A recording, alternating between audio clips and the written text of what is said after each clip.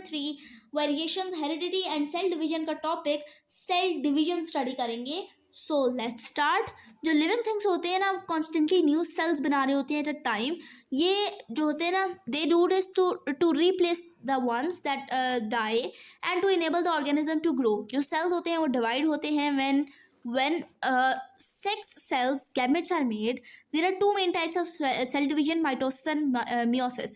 Mitosis का जो process होता है ना, वो ये होता है कि जहाँ पर दो नए सेल्स प्रोड्यूस होते हैं which are exact copies of the original cell, और during the cell division chromosomes must split into two. This means कि जो डीएनए होता है वो मस्ट डिवाइड होता है और एक एग्जैक्ट कॉपी ऑफ इटसेल्फ बनाता है। This is called replication. Replication कैसे होती है कि देयर आर 5 स्टेजेस और phases in the mitosis। जो phases are prophase, metaphase, anaphase and telophase। और जो cell that is not dividing is said to be an interphase, जो कि सबसे पहले होता है जहाँ ये प्रोसेस होने के लिए तैयार हो रहा होता है। और मियोसिस एक ऐसा प्रोसेस है जहाँ पर एक सिंगल सेल डिवाइड होता है 2 टाइम्स टू प्रोड्यूस 4 सेल्स, जो कि एक half the original amount of genetic information contain करता है। These are reproductive cells. इस वीडियो में हम माइटोसिस स्टडी करेंगे और इंशाल्लाह नेक्स्ट में मियोसिस।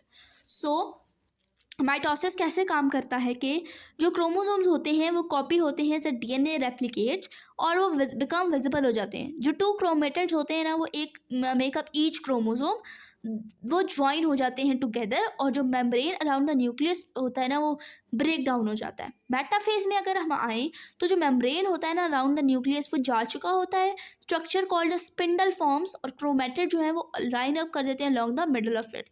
एनाफेज में जो स्पिंडल फाइबर्स होते हैं वो शॉर्ट हो जाते हैं और क्रोमेटिड्स को towards the end of the cell pull करना स्टार्ट कर देते हैं।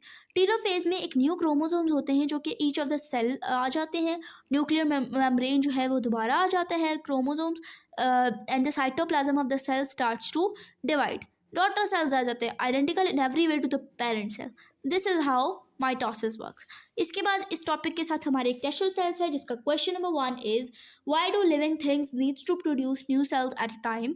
Because of continuous growth and development. What is the difference between mitosis and meiosis? तो इसका आंसर हमारे पास है जी यहाँ पर। Mitosis is a cell division method that produces 2 daughter cells that have same number of chromosomes to the actual cell. Meiosis is a cell division method that produces 4 daughter cells that have half number of chromosomes from the actual cell.